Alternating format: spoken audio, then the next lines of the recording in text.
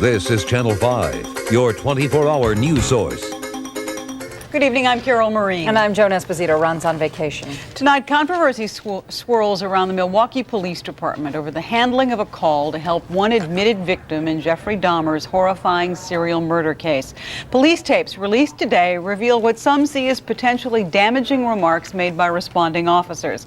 It's announced an internal police probe will include disciplinary charges, and for the first time, the attorney for the officers in question speaks out in their defense.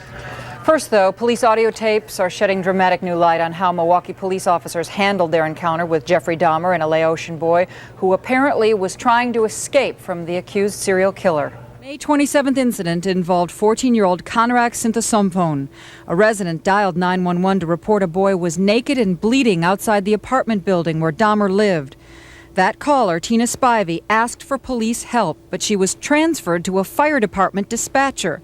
This butt-naked young boy or man or whatever, is butt-naked. He's been beaten up real bad, and he fell out, and people are trying to help him stand. He can't stand. He's butt-naked. He has no clothes on. He's very hurt. Is he awake? Yeah, he ain't awake. They trying to get him to walk. He can't walk straight. He can't even see straight. And every time he stand up, he just fall out. 25th State. Yeah, all right. They're one way. Okay. Bye. Next, we hear the recording of the police dispatcher's call to the police officers who responded to the call for help. Intoxicated Asian naked male was returned to his sober boyfriend, and we're 10-8. She 18 or she 10.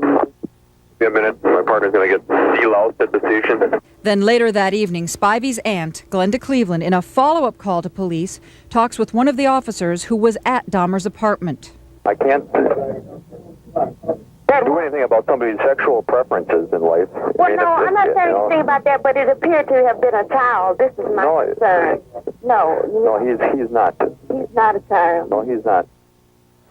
In a horrifying postscript to these tapes, the Milwaukee Journal newspaper, quoting sources close to the investigation, is reporting that Dahmer has now told police he killed the boy as soon as officers left his apartment.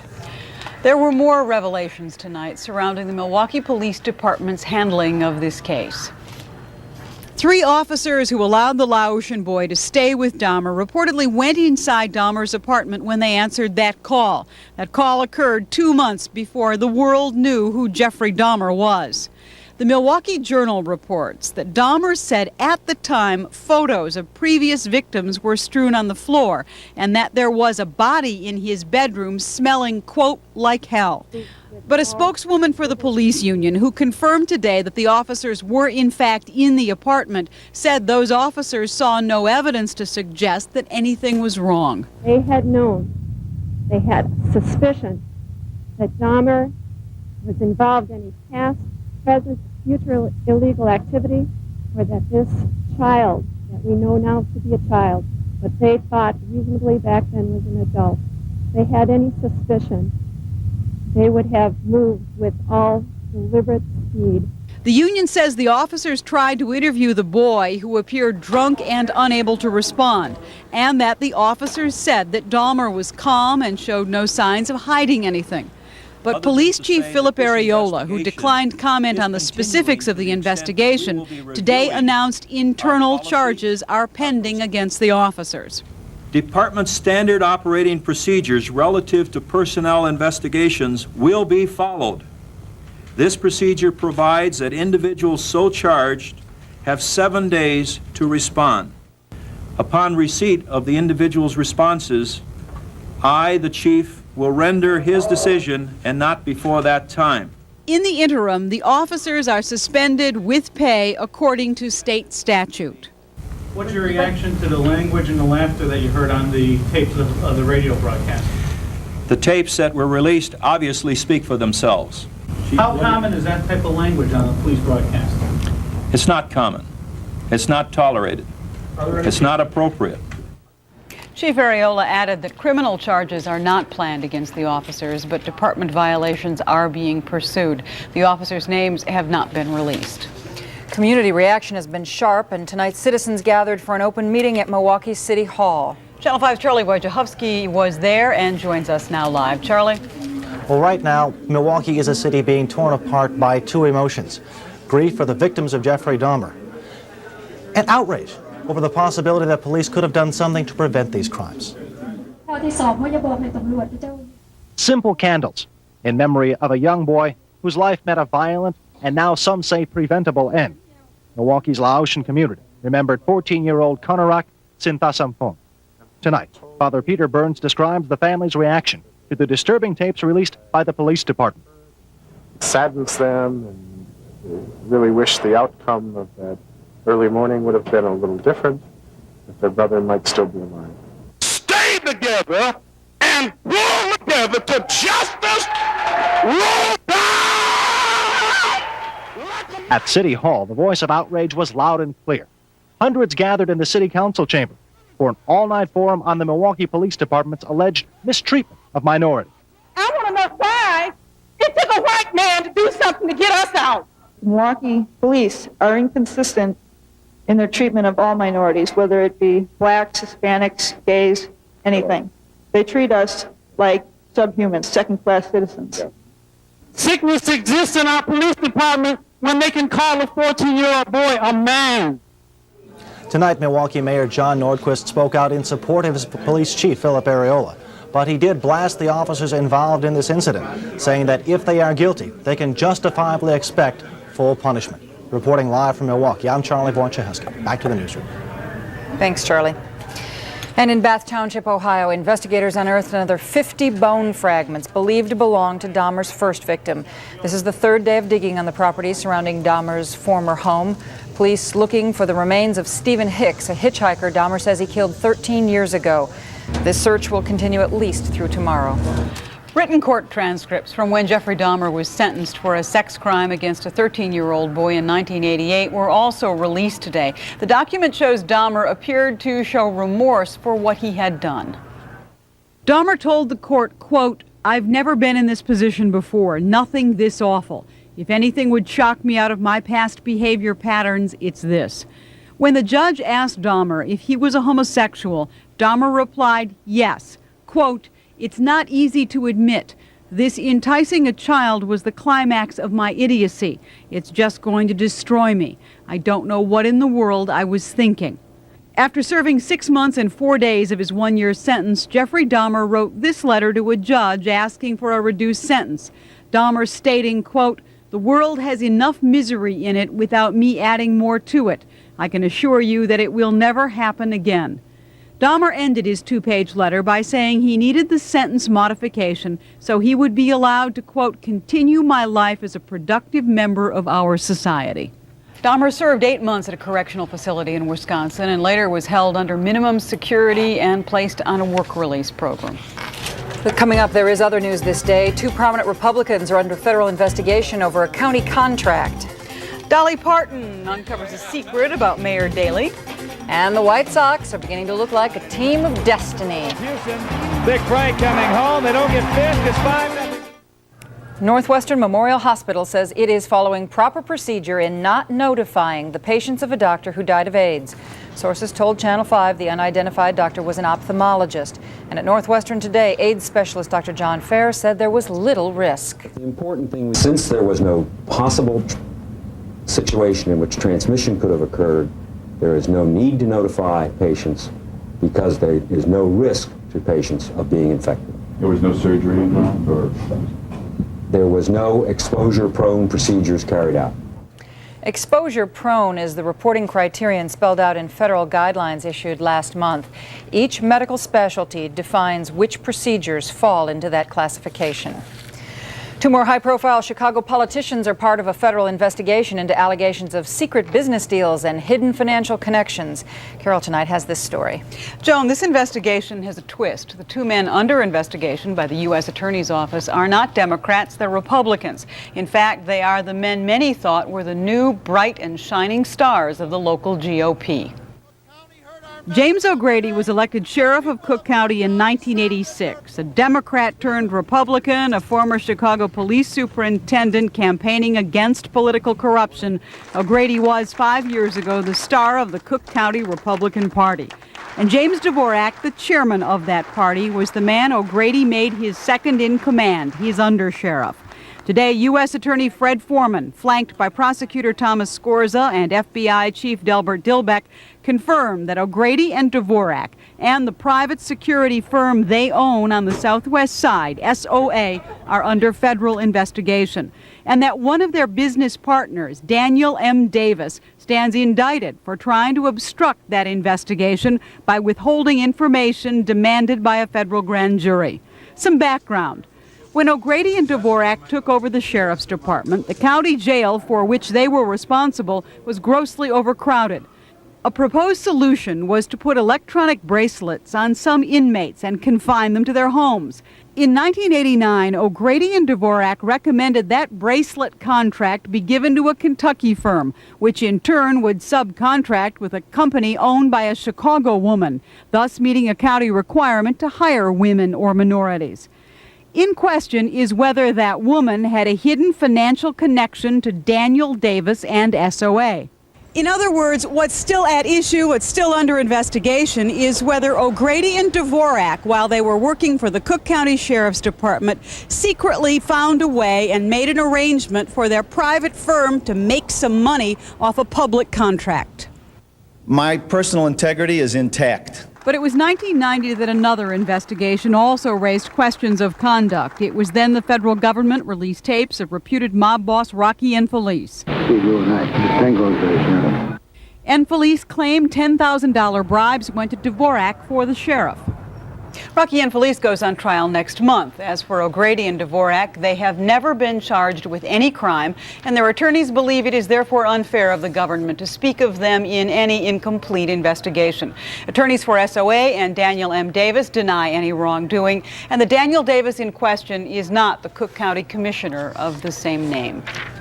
Coming up, the Chicago area connection to that tragic Girl Scout bus crash. In sports, a wild crash as the Evel Knievel tradition is passed on. And later, the spirit of U.S.-Soviet cooperation pays some unusual dividends. Well, it's the weekend, but I don't suppose the drought will be ending anytime soon this weekend. No, Joan, it's going to take a couple of good storm systems to come up and really put us over the average as far as our rainfall totals are concerned. We are dry, and today really added to that factor. We had temperatures in the low 90s throughout much of the area with very low humidity, too, at 19%. Currently, the humidity is now at 39%. The temperature's still way up there. Upper 70s and 80 degrees at Midway. And as we take a look at our U.S. satellite map, we do have some developing storm systems. That's good news. And they continue to skirt across the northern tier of the 48 contiguous states. One system out of this is starting to look impressive. It now sits over areas of Nebraska. It's been producing some very gusty winds and heavy rain showers around the Minnesota area. In fact, a thunderstorm watch has been posted in throughout southwestern areas of Minnesota, also northwestern areas of Iowa today. We also had some heavier rains earlier today and throughout the Carolinas, and that drifted all the way back in a westerly fashion towards Louisiana. Locally, clear skies. It's a gorgeous night out there, very warm, very lovely, and a gentle breeze. Cloud cover remaining to the north of us. And what's on tap for the end of the work week? More of the same. High pressure will continue to produce very warm temperatures. Look for low 90s again for Friday. Tonight, fair and warm temperatures near 70 degrees, and then tomorrow, count on mostly sunny skies, hot and breezy, highs near 93 degrees in the suburbs, a little bit more on the muggy side too, cooler near the lakefront. And the next 5 days does indicate that storm system over Nebraska could bring its rain showers on Saturday and drop the temperature down to 84 degrees. And Sunday really looks like the better day of the two coming up this weekend with sunshine and a high of 82 degrees. Joan, Carol? Thanks, Roberta. Grief counselors are consoling the survivors of Wednesday's California bus accident that killed 7 Girl Scouts. 31 others were injured when faulty brakes apparently caused the bus to plunge off a mountain road. 2 local Girl Scouts are among the injured. 16-year-old Debbie Brooks of Orland Park is in stable condition. 15-year-old Kate Lucas of South Chicago was treated and released. Israeli Prime Minister Yitzhak Shamir today accepted the U.S. formula for Middle East peace talks with Arab nations. Shamir's acceptance is based on an assurance by Secretary of State James Baker that the question of Palestinian representation at such talks will be resolved to Israel's satisfaction. The PLO is withholding full support of the conference. A 3-member PLO delegation is scheduled to meet with Baker. Mayor Daley is proving there is some country in a big city mayor. Daley confessing to singer Dolly Parton today that he's a country music fan. That after she gave him a plaque from the Country Music Association. It expressed appreciation for Daley staging the first annual Chicago Country Music Festival. Then Dolly expressed some personal appreciation. What do we need, Jim? No. Go ahead. That's bad. And it's not even election time. Tonight, as the White Sox are trying to win their 8th straight game and edge closer to first place, fans are beginning to feel the fever. Even as the wrecking ball continues to finish off the old Comiskey Park, the new stadium is on the way to setting an all-time Chicago attendance record of almost 2,700,000 fans, and business is still brisk. Gotcha. Here's the schedule for you. Saturday? Saturday is sold out. I'm sorry. Completely sold out. There isn't a single seat in the stadium. Friday sold out? Do I have a few seats Friday? Would you? Yeah, better take them. What do you got available for September 29th against the Mariners? I'll check. Yeah, I'll check and get back to you. No problem. Fever running high again tonight. Good. That's great. The White Hot Sox are taking advantage of some less than perfect play by the Rangers tonight en route to their 8th straight win and closing the gap on the Minnesota Twins. Third base coach Tom Hanks with the sign here. That means run like a little bunny. First inning looked like Robin Ventura had another one, but he did get to third base as Ruben Sierra really messed up Juan Gonzalez. That's ridiculous. Robin later scored. In the third, Danny Pasqua right through the wickets of Rafael Palmeiro. That scores Ventura again. And then moments later, Carlton Fisk spanks one to Jeff Hewson. He tries to short hop it. Look out. Can't get Pudge. Big Frank scores. Sox now lead 11-2 in the 8th. Earlier today, the Sox got help from Matt Noakes and the Yankees. Noakes with 2 homers. He has 20 for the year. New York beat Minnesota 8-3. So barring a miracle, the Sox will move within 2 games of the Twinkies. Elsewhere, wall banger of the night, Kansas City and Milwaukee. The Royals, Brian McRae goes back and doink. He's all right. Kansas City wins at 6-5-11. So the Sox are going to win. Twins lost. Oakland beat Boston. They're only 3 out. Kansas City winning over Milwaukee, as you saw. Detroit over California. Fielder his 30th. Toronto over Cleveland. In the National League, St. Louis is beating Pittsburgh. The Pirates en route to their 6th straight loss. San Francisco over Cincinnati. Philadelphia beat Montreal. Back to Comiskey for our Bo rehab update. Look at this. Most of us run like we're pulling a train. Bo pulls his trainer. There is absolutely no holding him back now. A quiet day for the Bears over in Berlin. Everybody just pausing to take it all in.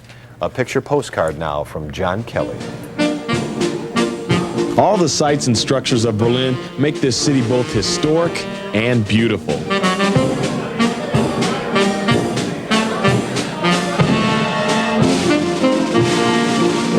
For most of the team, this marks their first chance to visit German landmarks. But for 2 of the Bears, their first experience in this country came years ago. When I was young, I remember, seeing the sights, seeing the different things, and it's kind of neat because you do get to see a lot of different culture and a little bit of somebody else's society. East Berlin was hard to get into. We did go into East Berlin, but at that time, it was hard, and it was very different once you were over there because they had the Jeeps with machine guns on them and very heavily patrolled, and you were happy to get back into West Berlin. Reporting in Berlin, John Kelly, Channel 5 Sports. It's like you were there. In basketball, the Knicks' Patrick Ewing has decided, yes, he will play in the Olympics again. Unlike Michael Jordan, who won't even be playing in the Western Amateur the rest of the week, Michael missed the cut with an 81 today, but he did have his moments.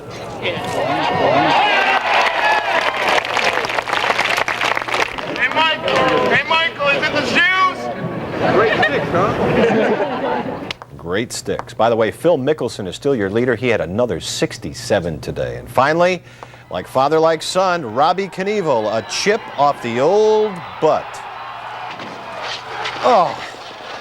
Robbie, following in the skid marks of his dad, Evil, actually got up and walked away from this one. You can see the family resemblance in his limp. And scars. Wow. Oh, boy. Stupidity is hereditary. Hey. Thank you, Mark. In a minute, what's new at the New York Zoo?